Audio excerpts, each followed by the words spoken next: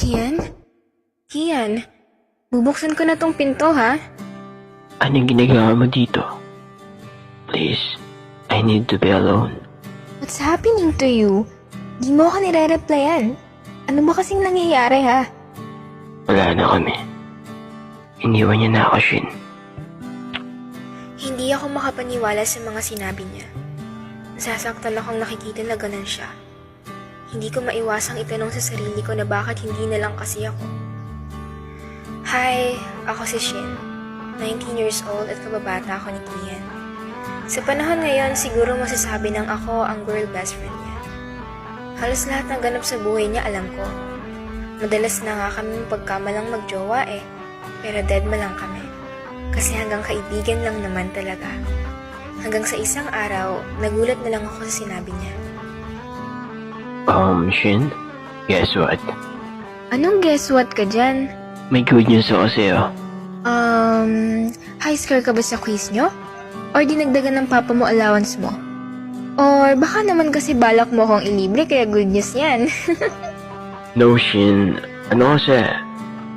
Pinayagan ako ni Krista na ikaw siya. Imagine. Finally, Shin. Finally.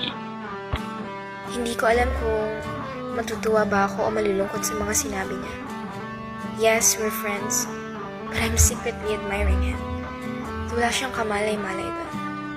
As a friend, no choice ako kundi tanggapin kung saan siya masaya. But, hindi ko ata alam na MU na kayo. Want siya daw kasi ng low-key na relationship eh. Kahit na. Ba't parang galit ka? Baka naman sa'yo naligaw si Krista, di ba? Oo naman. Di ako galit, no ka ba? Congrats. Masaya nga ako eh. Big boy ka na. Matagal na naman na akong big boy eh. Sana, siya no? Pag naging kami. Sana nga. At di nga nagtagal naging sila ni Crystal.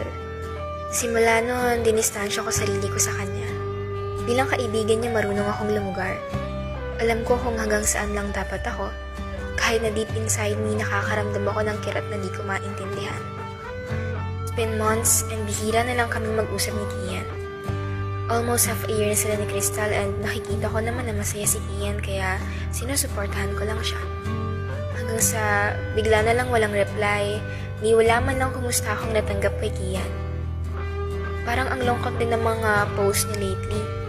And wala akong kaide-ideya sa kung anong nangyayari sa kanya kaya minabuti kong dalawin siya sa kanila. Kian? Kian? Bubuksan ko na tong pinto ha? Nagulat ako sa bumungad sa akin. Mugto ang mga mata niya at halatang ilang araw na siyang umiiyak. Napansin ko ang pagpayat nito. At that moment, I know something wrong is happening sa boy best friend ko. Anong ginagawa mo dito? Please, I need to be alone. What's happening to you? Di mo ako nire-replyan. Ano ba kasing nangyayari ha? Wala na kami.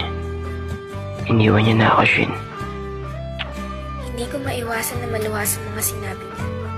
Hindi ko akalaang yung taong minahal niya ng sobra, yung taong pinili niyang makasama habang buhay ay siya pang sisira sa kanya. Nakita ko kung paano minahal niya ng sobra si Crystal. At kahit di niya man sabihin, alam kong wala siyang ginawang mali. Niyakap ko siya ng mahigpit. Ano bang mali sa akin, Shin?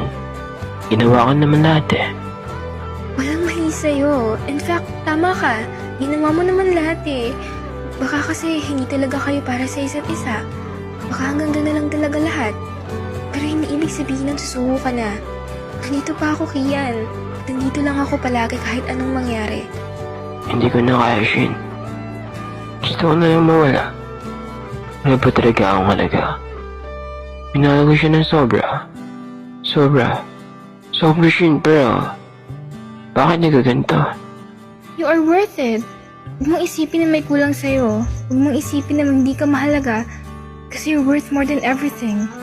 Hindi niyo hindi nakita ni Crystal sa'yo. Hindi siya kawalan, Kian. Madami pang iba dyan. Nandito pa ako. Yeah, nandyan ka kaso. At that moment, ang tumatakbo sa isip ko ay sana ako na lang. Para di na siya nasasaktan ng ganon. Pero wala akong guts na aminin sa kanya yung nararamdaman ko kasi I don't wanna ruin our friendship. Bakit nga ba kasi hindi na lang ako?